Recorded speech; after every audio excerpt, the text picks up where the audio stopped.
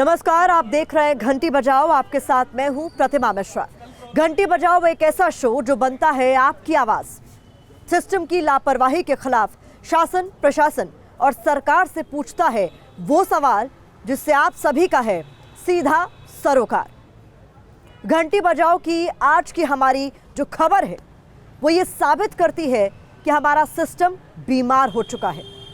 ये खबर उन दावों की पोल भी खोलती है जिनमें जनता की सुरक्षा की जो बड़ी बड़ी कस्में खाई जाती हैं, क्योंकि जब बात सुरक्षा की आती है तो सारी कस्में और सारे वादे हवाई साबित हो जाते हैं।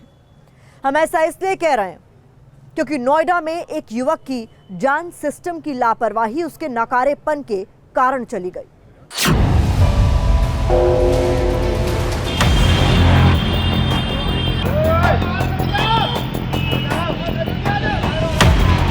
उत्तर प्रदेश के पीलीभीत में शिवम की जान इसलिए बच पाई क्योंकि लोग सिस्टम के भरोसे नहीं बैठे रहे। खुद पानी में उतरे और डूबती कार से शिवम को बाहर निकाल लाए।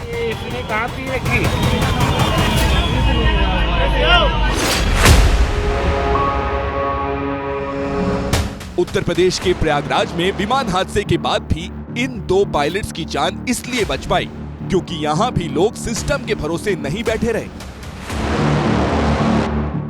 खुद तालाब में उतरे और दोनों पायलट को सही सलामत बाहर निकाला।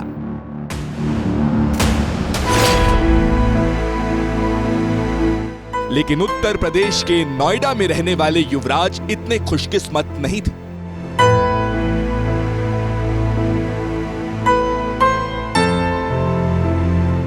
तो होना तो ये चाहिए था कि पीलीभीत के शिवम और प्रयागराज के दोनों पायलट की तरह पानी में डूबते युवराज को भी किसी भी कीमत में सही सलामत बाहर निकाला जाता, लेकिन ऐसा हुआ नहीं। युवराज की मौत का जिम्मेदार है वो सिस्टम जिस पर से लोगों का भरोसा तो पहले ही उठ चुका है। रही सही कसर इन तस्वीरों ने पूरी कर दी।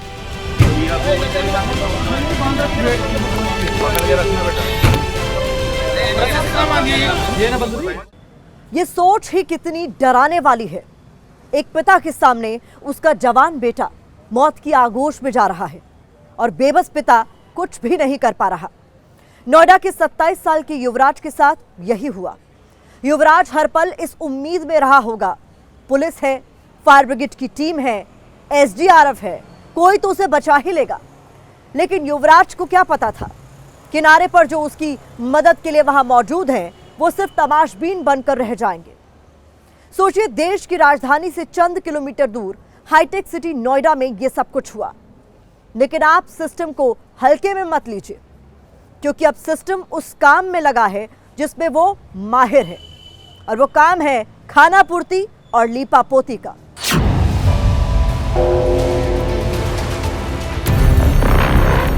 युवराज अपनी कार के साथ सेक्टर 150 के निर्माणाधीन प्लॉट में बेसमेंट के लिए खोदे पानी से भरे गड्ढे में गिरते हैं।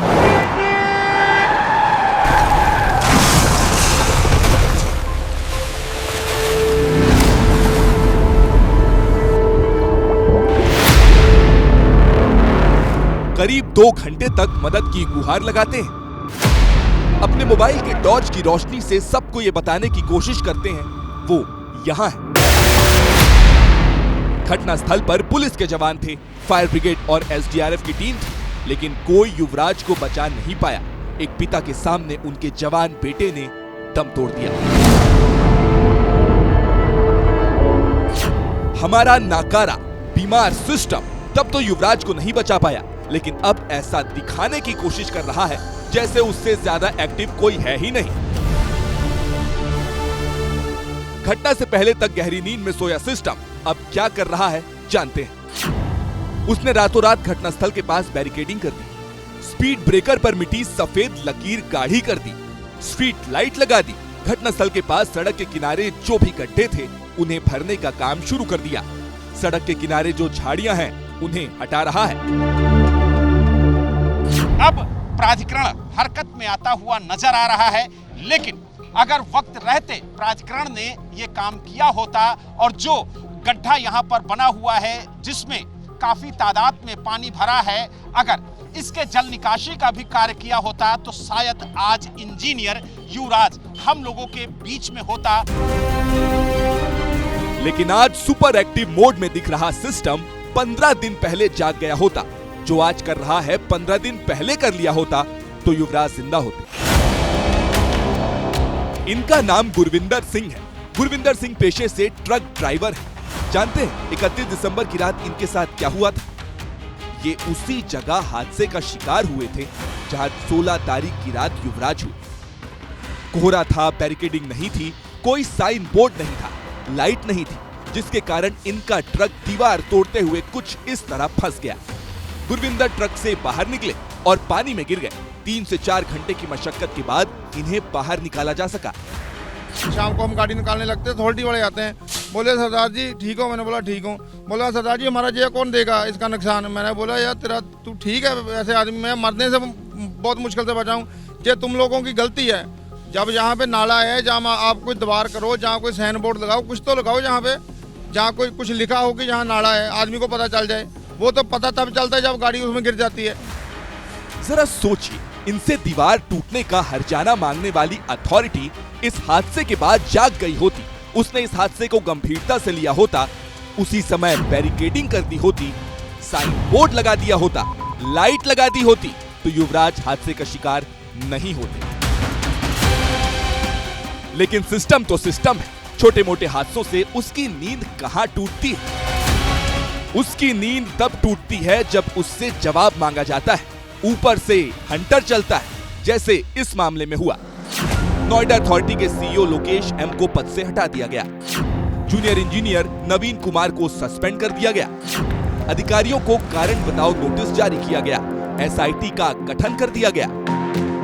तब कहीं जाकर सिस्टम जागा, हरकत में आया।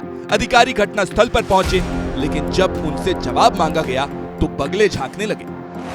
सर 31 दिसंबर को एक हादसा होता है, ट्रैक्टर यहाँ पर डूब जाता है, उसके बावजूद यहाँ पर बैरिकेड क्यों नहीं लगा? इतनी बेसिक चीजें क्यों नहीं हुई सर? ये जवाब तो देना होगा ना सर। अभी कोई भी स्थिति में मैं नहीं हूँ कि मैं पहले ये जांच हो जाए किसकी जिम्मेदारी थी कि बैरिकेडिंग लगाने की।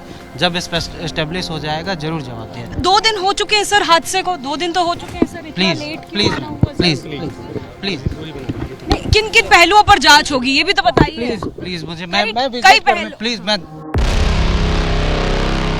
जिस 50 एकड़ के गड्ढे में युवराज की कार गिरी, यहाँ कभी मॉल बनना था, लेकिन बिल्डर ने प्रोजेक्ट अधूरा छोड़ दिया। बिल्डर अब कानून के शिकंजे में है, लेकिन सरकारी कामचोरी देखिए। कई साल से ये गड्ढा तालाब बना हुआ है। 2015 में ही तय हुआ इसके पानी को हिंडन नहर में पहुंचाने का इंतजाम है। 2015 में सिंचाई विभाग ने हेड रेगुलेटर का प्रस्ताव दिया। 2016 में नोएडा अथॉरिटी ने 13.5 लाख रुपए जारी भी किए।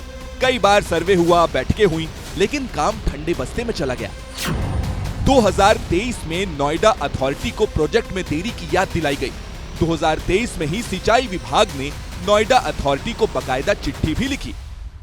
लेकिन हुआ क्या? वही ठाक के 3 बार नोएडा अथॉरिटी अपनी कामचोरी में खोई रही। एबीपी न्यूज लगातार नोएडा प्राधिकरण के अधिकारियों से बात करने की कोशिश कर रहा है ताकि जो आरोप नोएडा प्राधिकरण पर लग रहे हैं उनकी जानकारी मिल सके, लेकिन अभी तक कोई भी अधिकारी कैमरे पर बोलने को तैयार नहीं हुआ। इसीलिए सवाल खड़े हो रहे हैं कि आखिरकार 10 साल से ज्यादा का वक्त बीत गया है, लेकिन ड्रेनेज योजना कागजों में ही क्यों दम तोड़ती रही? आम आदमी की तो छोड़िए, बीमार पड़ चुका हमारा सिस्टम विधायक की तक नहीं सुन रहा, जिसका सबूत ये चिट्ठी है जो दादरी विधायक तेजपाल नागर ने मुख्यमंत्री योगी आदित्यनाथ को लिखी है। मुख्यमंत्री को लिखी चिट्ठी में तेजपाल नागर ने बताया, जिस इलाके में यह हादसा हुआ वहां लंबे समय से गहरे गड्ढे, भारी जलभराव और खराब स्ट्रीट लाइट की समस्या बनी हुई थी। उन्होंने इन खामियों को लेकर 2 बार संबंधित विभागों को चिट्ठी लिखी थी। बावजूद इसके वरिष्ठ अधिकारियों ने समय रहते कोई ठोस कदम नहीं उठाया। मतलब हर मोड़ पर लापरवाही, जिसका खामियाजा आज युवराज का परिवार भुगत रहा है। मेरा बेटा बहुत साहसी था। जल जमाव वाले गड्ढे में गिरने के बाद भी उसने काफ़ी संघर्ष किया। उसने हमें जरूरी बचाव कार्य के लिए लगभग 2 घंटे का पर्याप्त समय दिया और मौका दिया, लेकिन बचाव दल ने बहुत लापरवाही दिखाई और मेरे बेटे को भगवान भरोसे छोड़ दिया, जबकि युवराज को आसानी से बचाया जा सकता था। सवाल ये है, इस गड्ढे में युवराज की जगह किसी नेता, अधिकारी या पुलिस वाले का बेटा गिरा होता, तब भी क्या सिस्टम इसी सुस्त चाल से चलता? पानी में उतरने से डरता? नहीं, तब तो पूरा अमला उसे बचाने में लग जाता। हेलीकॉप्टर आ जाता, आधुनिक मशीनें आ जाती, बोट आ जाती, तैराक आ जाते। वो ठंडे पानी में डुबकी लगाने में दूसरी बार नहीं सोचते। लेकिन एक आम आदमी सबकी नजरों के सामने डूबता रहा और सिस्टम गहराई नापता रह गया। देख लेना कि तुम्हें गहरा दिख रहा है।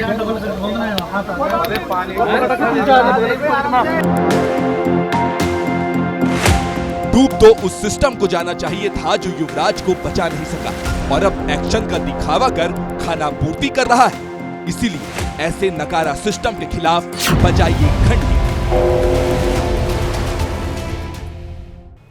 क्या नोएडा के लोग इसलिए टैक्स भरते हैं, करोड़ों के घर खरीदते हैं, विधायक सांसद चुनते हैं ताकि युवराज जैसा कोई युवक सिस्टम के नाकारेपन के कारण डूबकर मर जाए?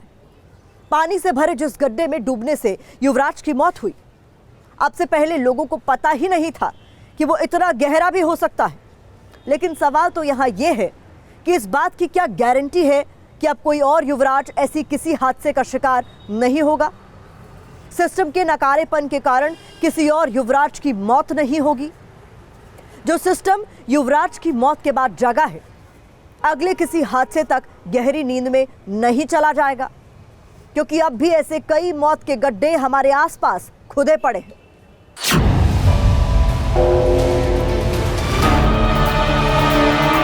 युवराज की मौत की जांच सीबीआई कर रही है।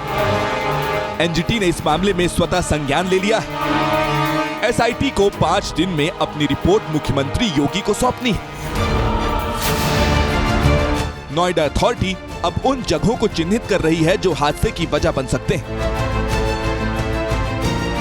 मतलब सब फुल एक्शन में है, लेकिन जमीनी हकीकत क्या है? शासन प्रशासन जो दावे कर रहा है उसकी सच्चाई क्या है? क्या अब कोई दूसरा युवराज ऐसे किसी हादसे की वजह से अपनी जान नहीं गंवाएगा?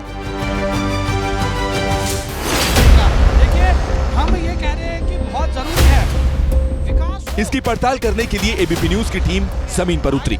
इस दौरान नोएडा से गुरुग्राम तक हमारे कैमरे ने जो कैद किया वो डराने वाला था।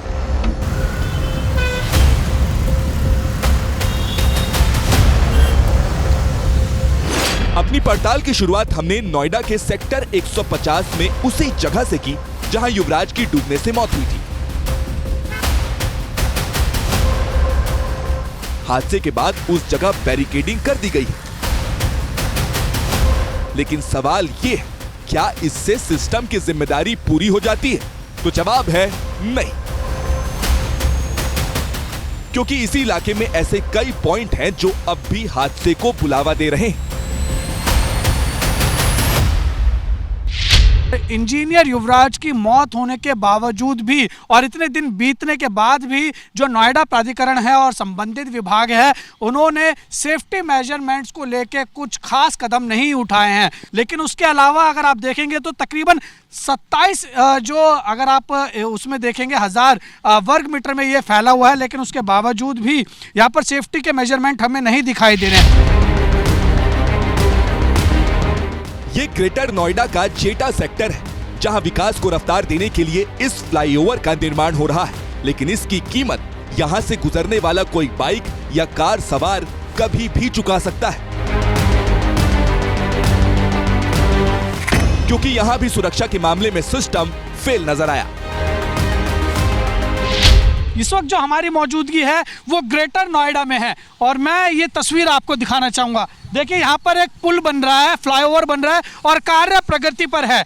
लेकिन देखिए, अच्छी बात है, पुल बनना चाहिए, विकास होना चाहिए, लेकिन क्या जिस तरीके से यहाँ पर सुरक्षा मानकों को पूरी तरीके से दरकिनार कर रखा, आप देख सकते हैं ये पूरा हाईवे है और यहाँ पर हाईवे में आप गाड़ियाँ देखिए कितनी तेज स्पीड में आ रही हैं। और ये जो हाईवे यहाँ पर बन रहा है, आप देख सकते हैं सिर्फ सुरक्षा के नाम पर एक यहाँ पर पट्टी बांधी हुई है, ना कोई बैरिकेड्स हैं और ना ही यहाँ पर रिफ्लेक्टर लगाए गए हैं। और आप सामने देखिए लोहे आपको दिखाई देंगे, सरिये खड़े हुए।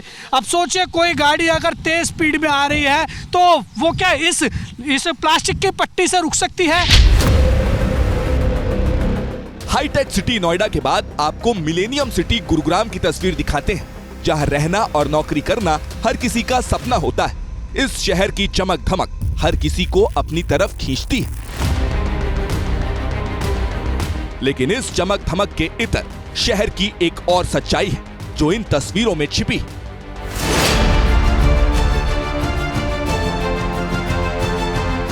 ये गुरुग्राम का गाडोली इलाका है, जहां मौजूद ये खुला नाला हर वक्त किसी बड़े हादसे को दावत देता है। रात को यहां से गुजरना जान जोखिम में डालने से कम नहीं। ये फिलहाल गोडली इलाका है गुरुग्राम का। आप देखिए ये नाला है और ये नाला पीछे तक भी है, काफ़ी लंबा नाला है और इसी नाले के रास्ते और सहारे लोग आते जाते भी हैं, गाड़ियां भी इधर से ही गुजरती हैं। लेकिन अगर सुरक्षा की बात करें, सुरक्षा मानकों की बात करें तो फिलहाल इस पूरे रास्ते में अगर नाले पर देखें तो कोई भी ना तो सुरक्षा के कोई व्यवस्था है, ना यहाँ पर कोई आपको दूर तक लाइट दिखेगी। नोएडा गुरुग्राम ही नहीं, गाजियाबाद और फरीदाबाद में भी हमें ऐसी तस्वीरें नजर आई जो तस्दीक कर रही हैं। यहाँ कभी भी कोई बड़ी अनहोनी हो सकती है, लेकिन सिस्टम इससे बेफिक्र है। वो फिलहाल चादर तान कर सोया है। ऐसे सिस्टम को जगाने की जरूरत है और ये तभी हो सकता है जब आप इसके खिलाफ घंटी बजाएं। हमारा नाकारा बीमार सिस्टम लोगों की मौत की वजह ही नहीं बन रहा, इस देश के भविष्य के साथ खिलवाड़ भी कर रहा है। मध्य प्रदेश की राजधानी भोपाल में स्कूल होने के बावजूद भी बच्चे कड़ाके की इस ठंड में टिन शेड के नीचे सिर्फ इसलिए पढ़ने को मजबूर हैं क्योंकि 4 करोड़ रुपए बकाया होने के कारण ठेकेदार ने स्कूल में ताला जड़ रखा है और हमारा सिस्टम उसे खुलवा नहीं पा रहा। यह हाल तब है जब इस स्कूल का लोकार्पण किसी और ने नहीं बल्कि खुद सूबे के मुखिया यानी मुख्यमंत्री मोहन यादव ने 2 महीने पहले किया था।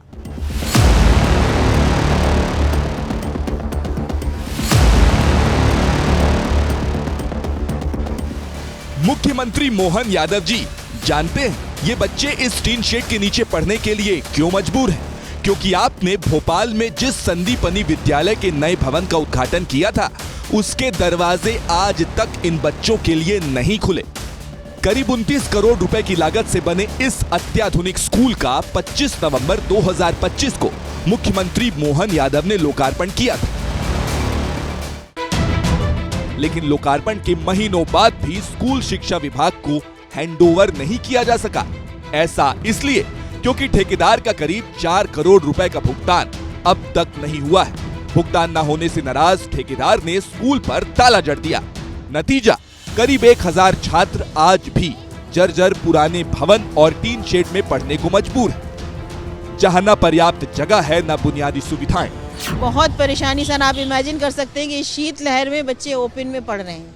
आप यही सोच सकते हैं कि जबकि 9 बजे से क्लासेस लग रहे हैं पर 9 बजे भी इतना अच्छा नहीं होता है कि ओपन में बच्चे बैठ के पढ़ सकें। 12वीं में हैं आप, तो अब उस स्कूल में तो जाने का सपना आपका सपना ही रह गया। 2 हफ्ते बाद तो बोर्ड का पेपर ही है खत्म।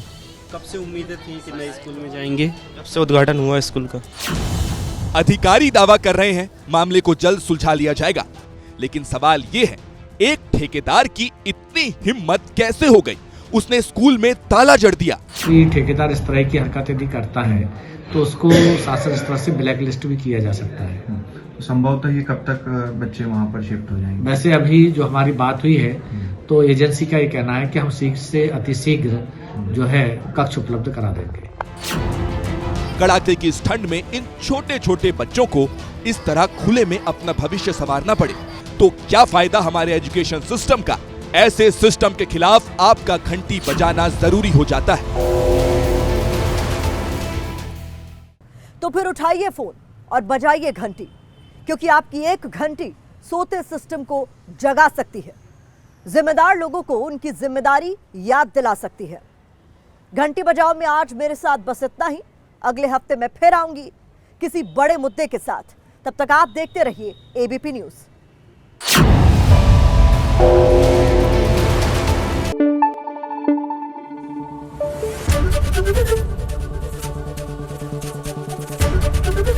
एबीपी न्यूज आपको रखे आगे।